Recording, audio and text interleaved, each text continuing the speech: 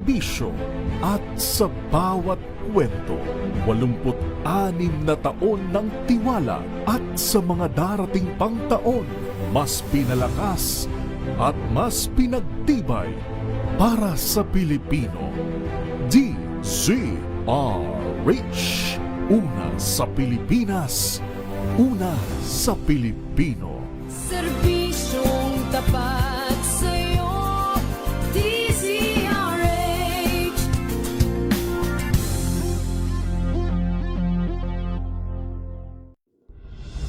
Tuloy-tuloy ang pagtulong, tuloy-tuloy ang pagseserbisyo, at tuloy-tuloy ang balitaan kasama si May Binauhan sa Operation Tulong mula Lunes hanggang Biyernes.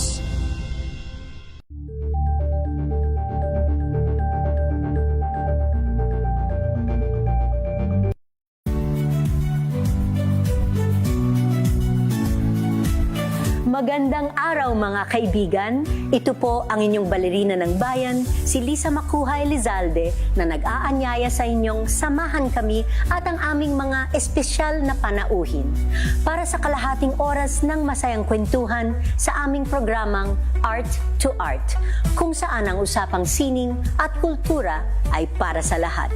Huwag kaliligtaan, tuwing linggo, alas 3:30 ng hapon, dito lamang sa DZRH Radio, DZRH TV, at via online streaming.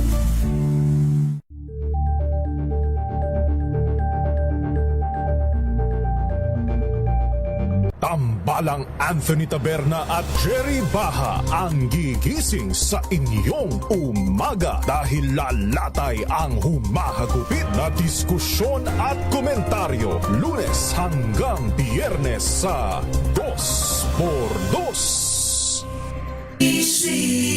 Manila Broadcasting Company. DZRH, member, kapisanan ng mga broadcaster ng Pilipinas. Member KBP! Oras! Eksakto yung punto!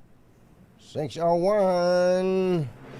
Balitang makatotohanan, balitang maaasahan, ACS Balita. Walang makakaligtas, walang makakalampas. Saan magsulok ng kapuluan, Luzon, Visayas hanggang Kamindalawan, basta't may balita, ipagwagwagan ng sikat na tagapagbalita. ACS Balita, kasama ang 2x2 tandem Anthony Taberna at Jerry Baha. ACS Balita.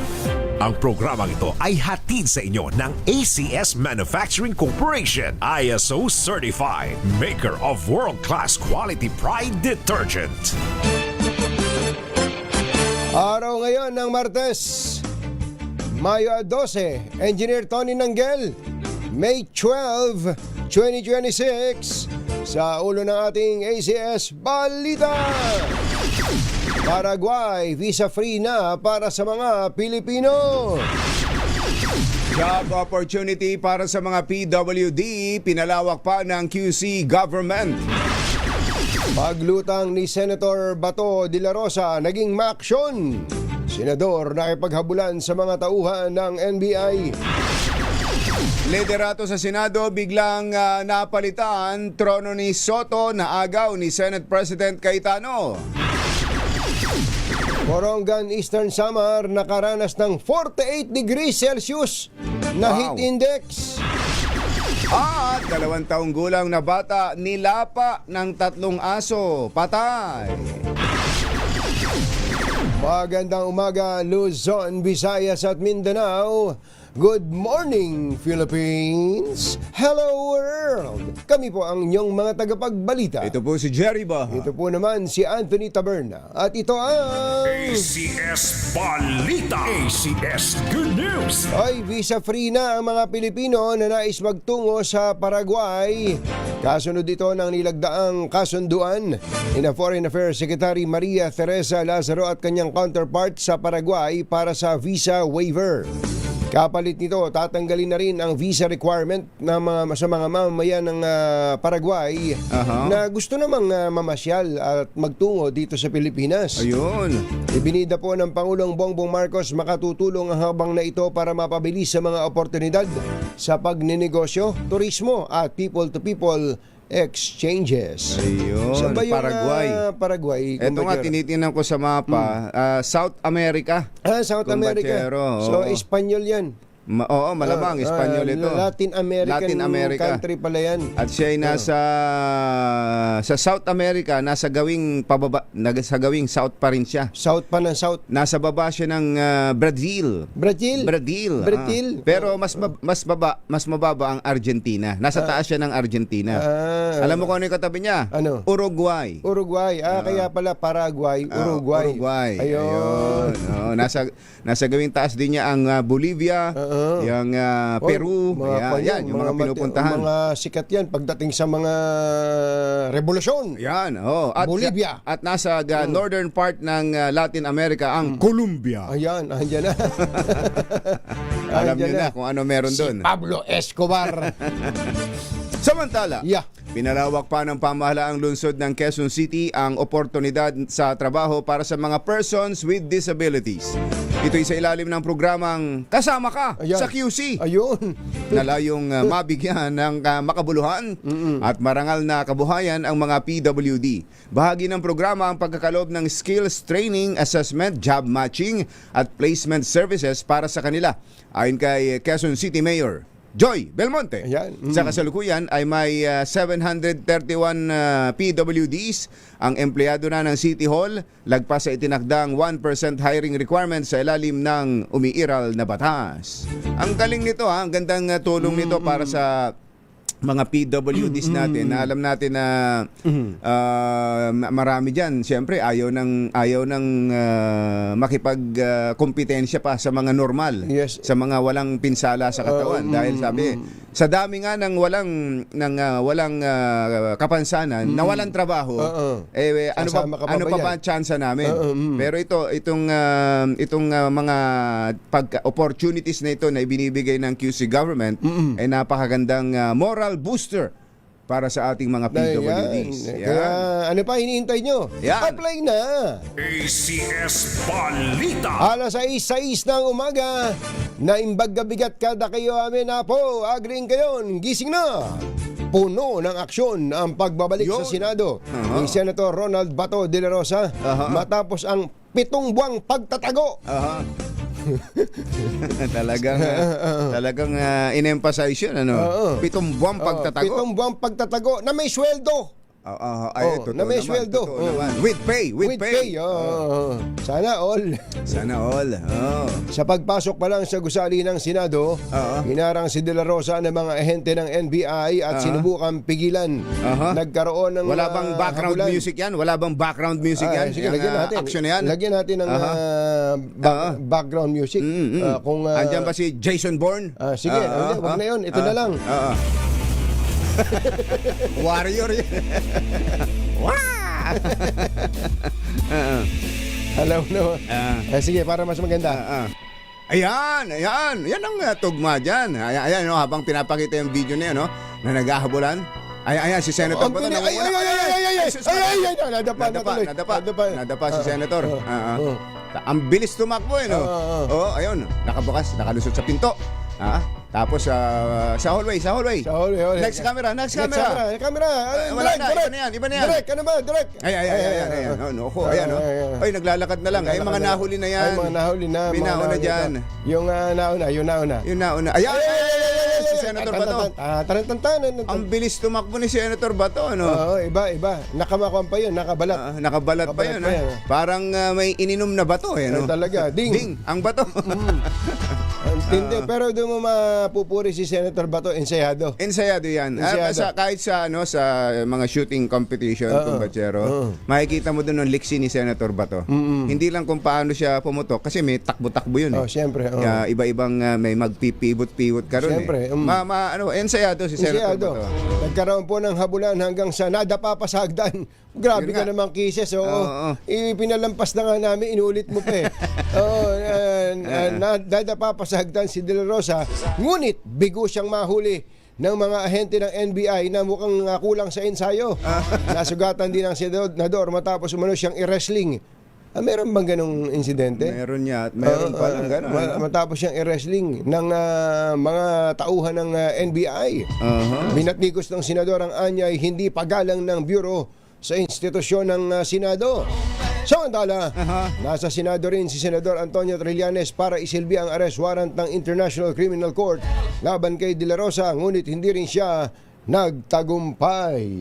Yo! Talaga naman, maaksyon ang Monday morning. Oras natin, 6:09. Samantala, Yeah. sumugod naman si Senator Antonio Trillanes sa Senado, bit-bit ang warrant of arrest mula sa International Criminal Court laban kay Senator Bato de la Rosa. Ayon sa ahente ng ICC na si agent naman siya ng Parang ICC. agent eh. Parang ganun ang dating ano. Parang ganun nga. Ayon kay Trillanes, personal siyang nagtungo sa Senado matapos siyang hamunin ni De La Rosa na samahan nito ang sinumang mag-aaresto sa kanya. Ayun, ganun naman pala.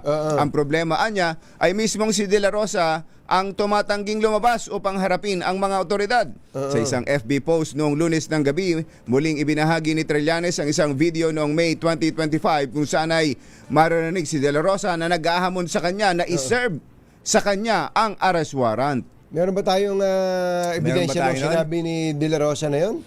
Kasi parang ang sinasabi ni Senator Trillanes Sinabi yon ni De La Rosa. Nirequest mo Sabi, kaya dito ako, nirequest mo. May video daw na ipinakita si May Senator. video ba? Pakihanap mo nga yung post ni Senator Trillanes na Baka yun. naman gawa-gawa lang ni... Baka naman AI lang yan. AI lang yan. AI. Sige nga. Kasi nga, lahat tayo, medyo sasama ang tingin kay Trillanes. Ano ka ba? Ahente ka ba ng ICC? Parang ganun ang dating. Noon yung tinanong siya ng mga reporter sa Senate media, sa Senate, sabi, nandun ba kayo sa kanina sa may basement nung nagkaroon pa ng wrestling sa NBI? Ay wala, sabi niya. Kasi kung nandun ako, nakagapos na yan.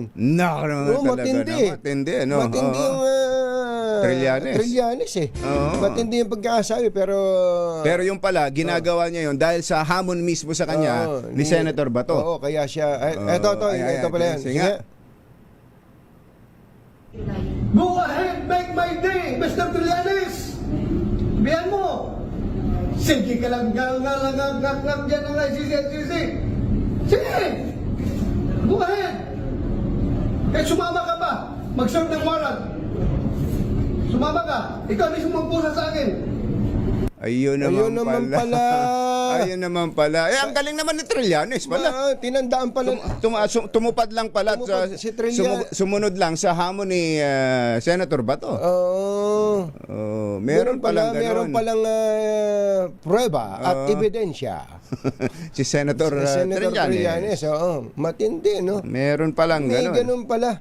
Ayan na nga sinasabi natin sa mga di ba maski nga si Senator Bato rin may mga sinabi rin doon na handa silang sumama kay nasamahan niya daw si dating Pangulong Duterte. Tatay Digong. Tapos nung andyan na yung nung ibinanta na yung arrest warrant, nawala na. So nakikita niyo iba Kaya minsan wag masyadong mag-iingat tayo sa katapangan natin. wag masyadong matapang kapag sa harap ng kamera. Minsan kasi magandang dating yan pagka lalo na pagka ikaw ay nangangampanya. Sa kampanya, okay yan. Pero sa ganyang sitwasyon, pagsisisihan mo yan. Yan, pinatulan Pinatulan yung hamon. Sinamahan. Nako, ang At hinamon. nagpapaposes pa pala. Pusasan mo. Parang yan. Ayun, ginanumpe. Kaya pala ang sabi ni Trillanes, kung nandun ako sa baba, nakagapos na yan. Hindi nakaposes, nakagapos na yan. Lubid. May dala pala lubid. Senator Trillanes, may dala kang lubid. Kaya pala yung karipas ng takbo ni Senator Batoy, ganun na lang. Ganun na lang. Talaga. Grabe no. Kahit na naman sino, talagang tatakbo ng ganun. Talaga, Mariano kain do. Wala na ba? Wala na, tapos Wala na. Ito pala. Ayon kay Trillanes. Kung saan kasi napunta. Nadala lang tayo. Pasensya na, nadadala din kami ng Personal siya nagtungo sa Senado matapos siyang hamunin ni De La Rosa.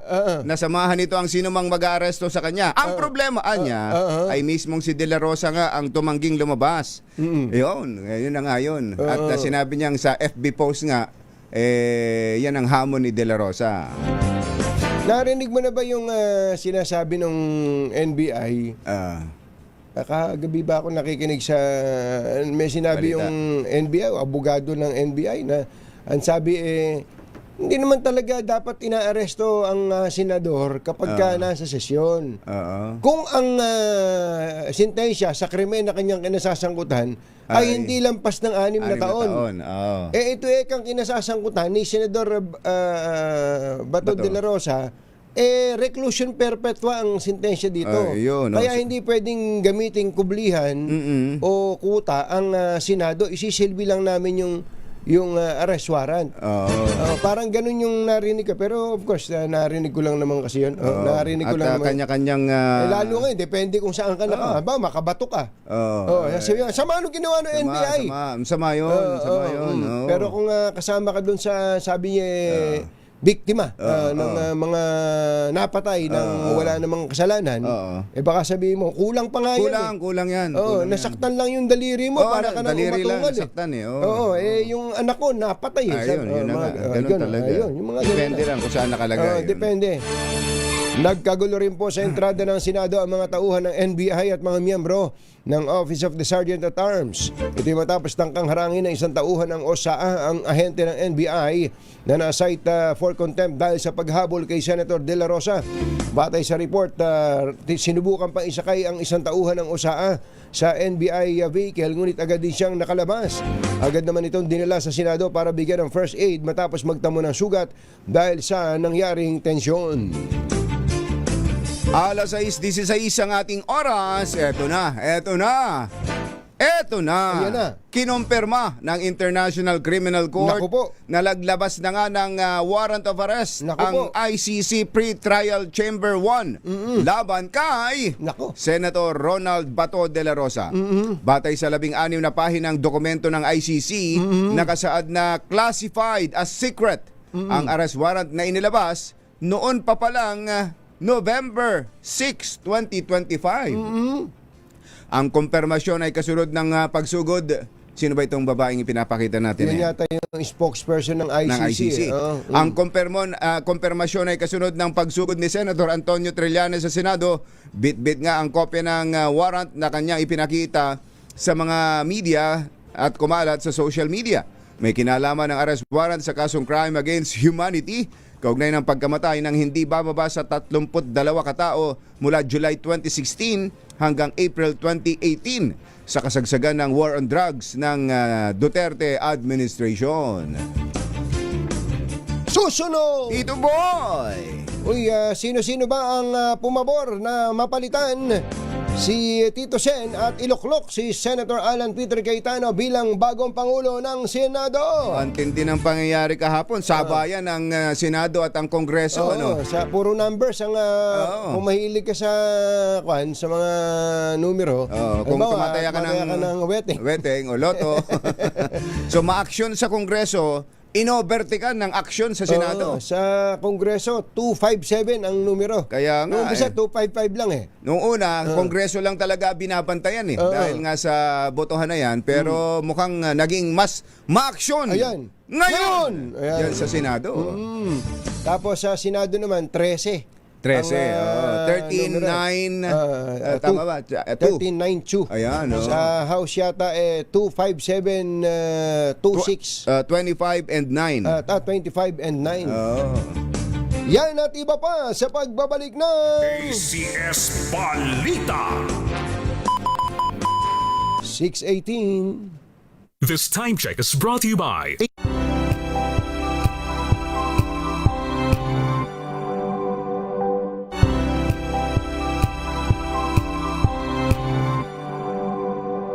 Tinesting, sinuri, siniyasan.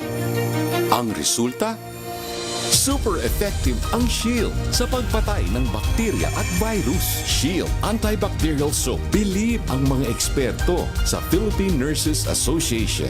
At si Mami, Tiwala ako sa Shield. Shield Antibacterial Soap. Napatunayang mabisa. Ang mga nurse, tiwala. Tanggaling-galing mo. Smart dishwashing paste ko. Pritong ulam na masebo. Plato ng kaldero. Tanggaling for everyday. Ganyan pag smart ang dishwashing paste. May double tanggaling formula. Tanggal ang sebo, tanggal ang bakterya. Bahid para walang bahid. Linis fantastic sa metal at plastic. Number 1 ko to. Tanggaling-galing mo. Smart dishwashing paste. ACS. Sa lahat ng bagay, simula pa lang, siguraduhing max protection na. Kasi pag kulang ang proteksyon, baka madaling masira. Sa ngipin, dapat may max protection din. Max Alaga ng Unique Toothpaste. With Max Protect Formula.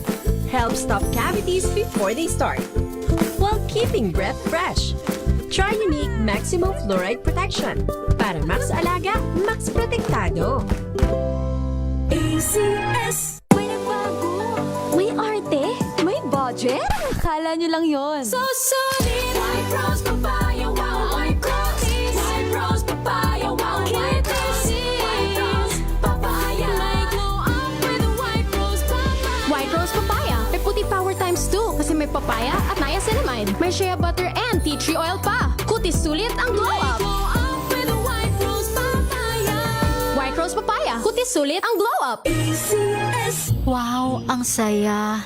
Isang barangay na labada, puro mancha pa. Goodbye, pahinga. Mommy, isang laba lang yan sa Pride Bar Blue. May powerful stain-away enzymes na malupit sa dunit mancha.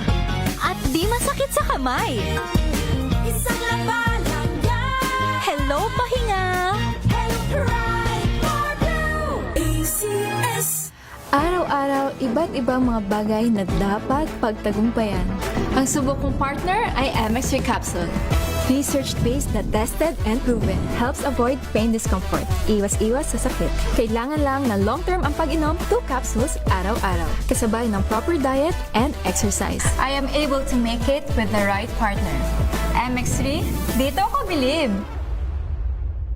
Mahalagang paalala, ang MX3 capsule ay hindi gamot at hindi dapat gamiting panggamot sa anumang uri ng sakit.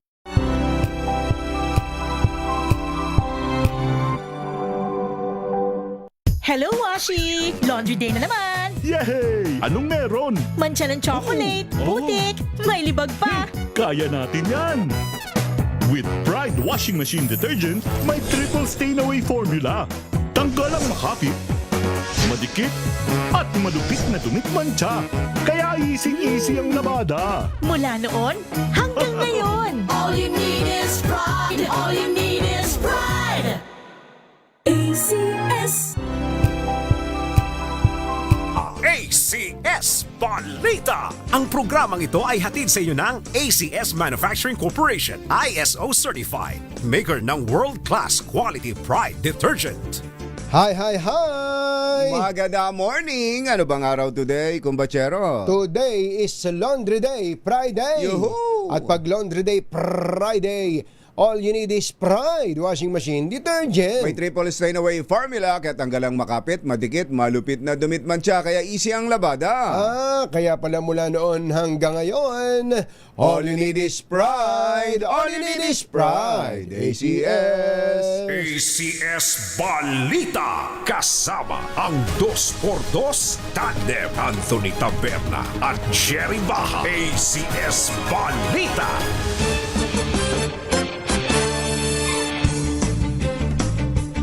Alas 6:23 na ng umaga. Ating Gina Yang, Kuya Kurt Yang. Uy! Kumusta ba ang ating mga tsaa dyan? Oo. Masarap bang magtsaa ng ganitong oras? Ano bang klaseng tsaa ang maganda pag umaga? Aba. Green tea ba? Oolong tea? Ayan. Yan, Oo. Yun ang... ikaw ba, anong paborito mo sa mga tsaa? Oolong, kumbachero. Oolong? Oolong tea. Oolong tea. Yung, ganun sana. Totyal. Oo. Samantala, ako rice tea. Yung meron silang rice tea, yung lasang Gatsby. Naagaw po ni Senator Alan Peter Cayetano ang pagkapangulo ng Senado mula kay Senator Tito Soto. Sa pagsisimula ng sesyon kahapon, nagmosyon si Senator Amy Marcos na ideklarang bakante ang lahat ng posisyon sa kapulungan. 13 senador ang bumoto pabor sa mosyon, 10 ang tutol, dahilan para maghalal ng bagong Senate President. Si Senator Amy rin ang nag-nominate kay Cayetano bilang Pangulo ng Kapulungan, kung saan 13 senador ang bumoto sa kanya, 9 naman kay Soto at 2 ang nag-abstain. Inihalal naman bilang bagong Senate President pro tempore si Senator Loren Legarda, habang acting Majority Leader si Senator Joel Villanueva. Nangyari ang pagpapalit ng liderato sa Senado kasabay ng botohan sa plenaryo ng Kamara para sa impeachment ni Vice President Sara Duterte. Sa Kongreso naman, inimpeach na ng Kamara si Vice President Sara Duterte. Sa botong 257 members ng House na bumoto ng yes sa articles of impeachment, 25 ang bumoto ng no at 9 ang nag-abstain. Dahil sa resulta, ididiretso na sa Senado ang reklamo para sa formal na paglilitis. Ito ay kalawang pagkakataon na na-impeach ng Kongreso ang Vice Presidente, bagamat hinarang ng Korte Suprema ang unang pagtatangka dahil sa issue ng procedural lapses. So parang ngayong araw itatransmit na ang articles of impeachment.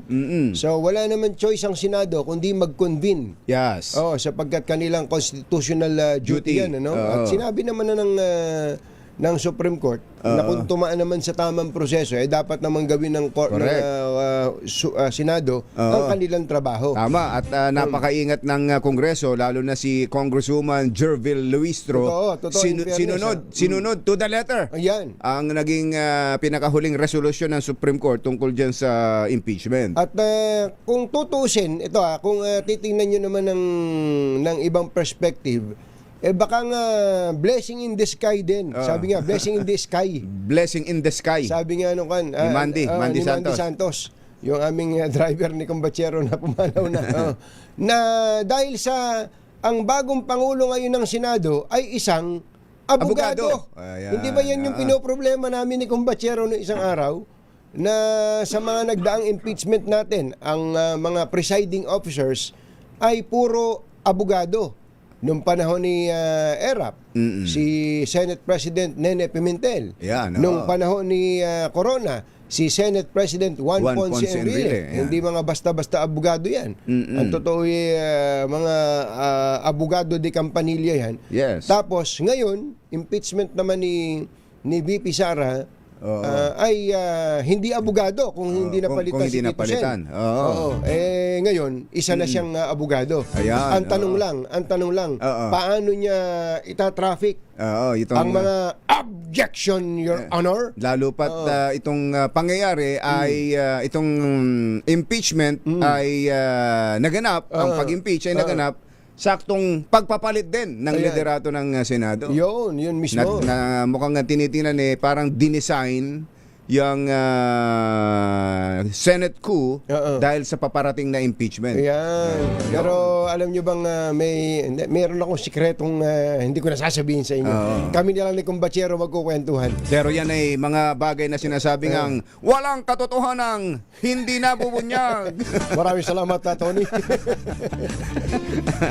Alas 6:27 na po na umaga. Diyos maray na aga sa Indogabos, mga Bicolano, mata na kamo, gising na. Init na ba kayo? Huwag kayong magtampo dahil ang pinakamaalinsangang panahon pala ay naitala sa Eastern Samar kahapon. Sa tala ng DOST Pag-asa, umabot sa 48 degrees Celsius. Grabe, Grabe to. Ano ba yung lagnat? 37 lang may sinat ka 38 ito 48 degrees Celsius. Parang kapitbahay nyo na siguro yung impyerno dito. Para kang binubugahan ng heater niya. Ito po ay sa bayan ng Borongan, Eastern Samar. Uy, sa lugar ni Governor Ebardone. Ben Ebardone. Pero yung anak niya ang gobernador ngayon. Si Governor ex-Congressman Ebardone ay sulsultant na lang ngayon. Sa Kamiling Tarlac naman, 45 degrees Celsius. Ito po naman yung mga 44 degrees Celsius na napakataas pa rin, napakainit pa rin po nito. Lawag City, Tuguegarao City, Iba Zambales, San Ildefonso, Bulacan, at San Jose Occidental, Mindoro. Paalala muli ng Pag-asa, nasa ilalim ng danger category ang heat indices na mula 42 degrees hanggang 51 degrees Celsius na maaaring magdulot ng heat cramps, heat exhaustion, at heat stroke. Yan. Samantala, dyan naman sa Palo, Leyte, patay ang 2 taong gulang na bata matapos na lapain ng 3 aso sa barangay Campetic, Palo, Leyte. Ayon sa mga magulang ng biktima, nangyari insidente noong Sabado kung saan isinugod pa sa Eastern Visayas Medical Center ang biktima para bigyan ng tetanus toxoid vaccine, ngunit binawian na rin ito ng buhay. Patuloy ang investigasyon sa pangyayari habang nanawagan naman ang ama ng bata na managot ang may-ari ng mga aso sa nangyari sa kanyang anak. Nagatid sa kabuuan ng ating ACS Balita, ito po si Anthony Taberna. Ito po si Jerry Baha. Kasama ang 2x2 tandem Anthony Taberna at Jerry Baha. ACS Balita. Ay, Achi, Mr. Jalamtang, Laktiampwa, 6:30 na umaga, doon po naman sa mga taga-barangay Central Signal sa Taguig City. Ayan, Central Signal, Taguig City. Dahil po kaluluklok bilang bagong Pangulo ng Senado ang isang batang Taguig na si Senator Alan Peter Cayetano. Ay mamimigay po ng pera, hindi po si Senator Cayetano, kundi po si Senator Sherwin Alfaro. Si Sherwin. Si Sherwin Alfaro. At siyempre, sabi ni Sherwin, hindi lang pera pamimigay natin, pating medium component. Ready na ba kayong tandaan ang ating Word of the Day para manalo ka ng Deezer H Mini Component? Eto na! Ay, grabe. Sabi ni kung Ben Ebardone, ni Ben Ebardone, first time in the history daw. First time in the history. Yung 48 degrees Celsius sa Borongan, Eastern Samar. Kaya, yan pa namang Eastern Samar, kapag panahon ng bagyo, sila laging dinadaanan din ng bagyo. Di ba dati? Ang bagyo ay, ang mata ng bagyo ay nasa layong 10 kilometro sa Giwan, Eastern Samar. Sa silangan ng Borongan, Eastern Samar. Lagi na lang ganun. Tapos pagka panahon naman ng tag-init, nako, napakainit. Ang bihira naman. At ang ating po namang Word of the Day para kayo ay manalo ng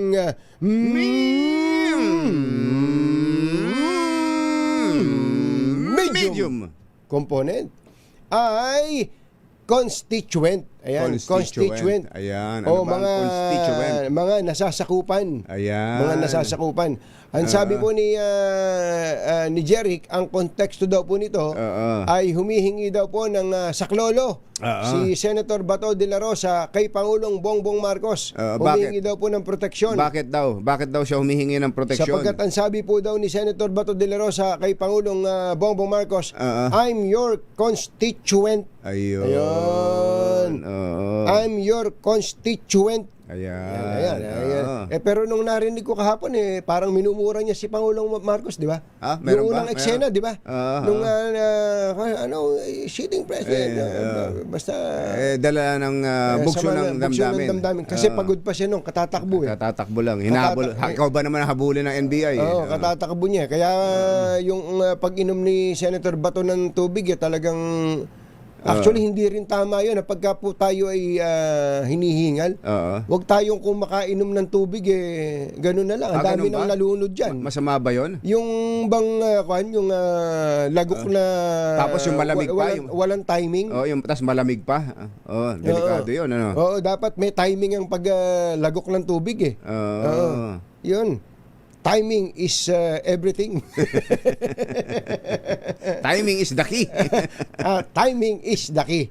Oras po natin, Achi, Mr. Jelam Tang, Lakyam Samsahun, 6:33 ng umaga. Balitang makatotohanan, balitang maaasahan. ACS Balita. Ang programang ito ay hatid sa inyo ng ACS Manufacturing Corporation, ISO certified, maker ng world-class quality Pride detergent. This time check.